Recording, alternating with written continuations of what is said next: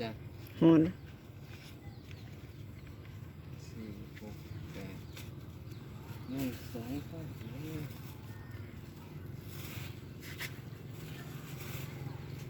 บ้านได้น้ำมันเติมได้เติมน้ำมันแล้ว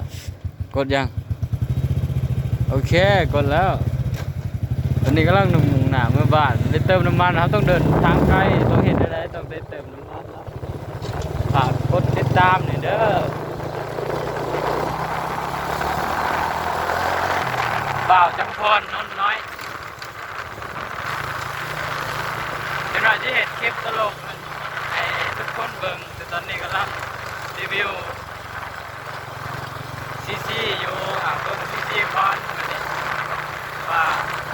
มันเกี่ยวกับซีบ่ตอนนี้นั่งซ้อมเลยเนาะขี่ซ้อม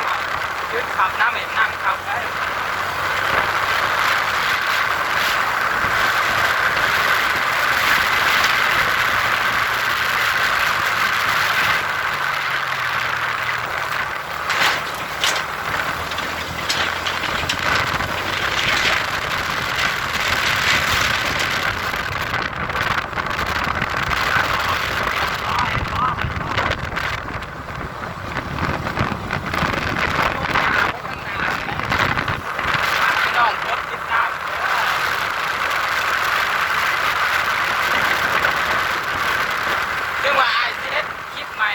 ก็บ่เคยกันลำ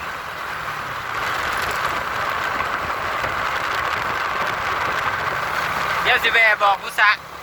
เดี๋ยวสิแวหยอกผู้สาวถ้าเห็นผู้สาวอยู่ต้นตาลทางหน้าสิใส่หมกใส่เขาเนาะฟังหมกตลกเด้อเดี๋ยวสิให้ผู้จับกล้องท้ายดีๆ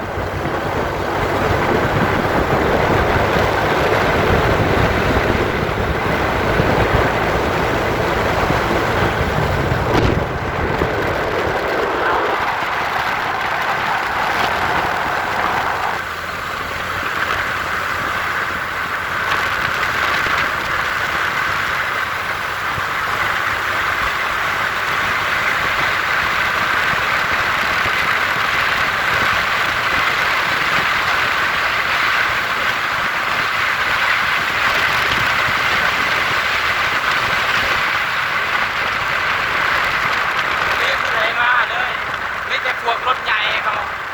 ผมสู้เขาบนได้รถหลายสิบโตเอาเป็นคนธรรมดาที่รถครับ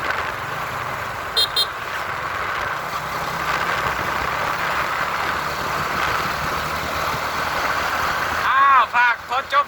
เพียงเท่านี้เด้อพี่น้องมื้อหน้ายังเบิ่งกันไหม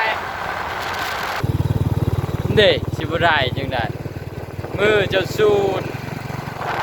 บ๊ายบายหมดก่อน